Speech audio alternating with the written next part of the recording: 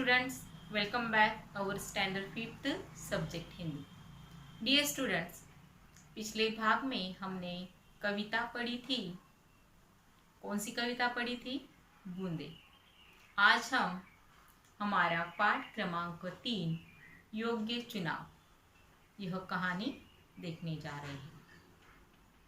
योग्य चुनाव यानी उचित चयन।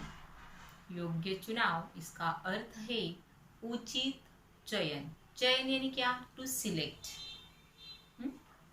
तो यहाँ पर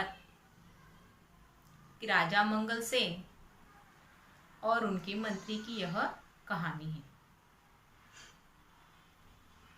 राजा मंगल सेन के मंत्री जिनका नाम था जगत राम जी, यह बूढ़े हो चुके थे।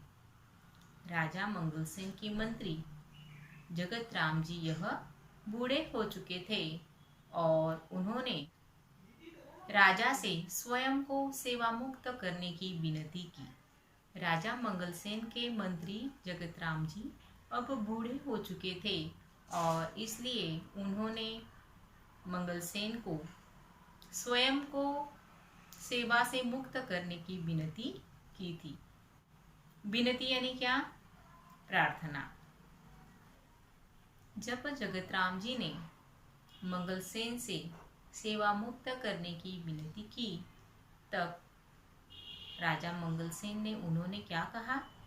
राजा मंगल सेन ने कहा कि आप पहले अपने जैसे ही सेवाभावी, परोपकारी और ईमानदार मंत्री का चुनाव कर दीजिए।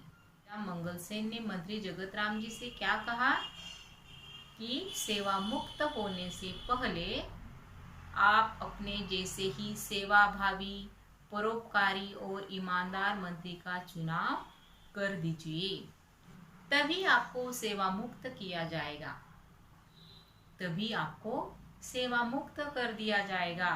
ऐसा किसने किसे कहा? राजा मंगल सेन ने मंत्री जगत राम जी से कहा। क्यों कहा? क्योंकि मंत्री जगत राम अब बूढ़े हो चुके थे और बूढ़े होने के कारण मंत्री जगत राम जी से यह राज दरबार की भाग दौड़ अब संभली नहीं जाती। इसलिए उन्होंने खुद से राजा मंगल सेन से कहा कि अब मैं बूढ़ा हो चुका हूँ और मुझे सेवा से मुक्त कर दीजिए। और इस कारण राजा मंगल सेन ने मंत्री जगत राम जी से कहा कि आपको सेवा मुक्त तभी किया जा सकता है जब आप आपके जैसे ही सेवाभावी, परोपकारी और ईमानदार मंत्री का चुनाव कर देंगे। इससे हमें साफ पता चलता है कि मंत्री जगत राम कैसे होंगे। राजा मंगल सेन ने स्पष्ट शब्दों में कहा है कि आपके जैसे ही सेवाभावी, परोपकारी और ईमानदार मंत्री का चुनाव कर दीजिए। इससे हमें पता चलता है कि मंत्री जगत राम जी सेवाभावी, परोपकारी और ईमानदार थे। जगत राम जी ने आदेश दिया। क्या आदेश दिया? राज्य में ढिंडोरा पिटवा दो। राज्य में ढिंडोरा पिटवा दो कि राज्य के नए मंत्री का चयन अगले गुरुवार को किया जाएगा। इस पद के इच्छुक राज दरबार में 11 बजे तक पहुंच जाए। ऐसा ढिंडोरा गांव-गांव में पीटने लगे। हरकारे गांव-गांव ढिंडोरा पीटने लगे। क्या ढिंडोरा पीटने लगे? कि राज्य के नए मंत्री का चुनाव होने वाला है और अगले गुरुवार को ठीक 11 बजे इच्छुक उम्मीदवारों को राज दरबार में पहुंचना है। इस तरह का ढिंडोरा यह हरकारे पीटने लगे। हरकारे यानी कौन? ढिंडोरा पीटकर अपनी बात बताने वाले, उन्हें हरकारे कहा गया है। तो मंत्री जगत राम के कहे अनुसार हरकारे गांव-गांव में ढिंडोरा पीटने लगे कि नए मंत्री का चुनाव अगले गुरुवार को किया जाएगा और इच्छुक उम्मीदवार ठीक 11 बजे राज दरबार में हाजिर होने चाहिए। चयन वाले दिन राज दरबार की ओर जो मार्ग जा रहा था, चयन वाले दिन राज दरबार की ओर जाने वाले मार्ग पर सुबह से ही नवयुवकों की भीड़ जा रही थी।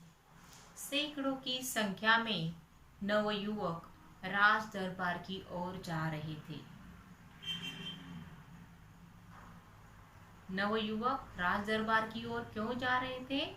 क्योंकि वह सारे युवक मंत्री पद के लिए इच्छुक थे। मंत्री पद का चुनाव उस दिन राज दरबार में होने वाला था और इसलिए सभी तेजी से राज दरबार की ओर उस दिन जा रहे थे। इसी रास्ते पर एक वृद्ध हताश सा बैठा था।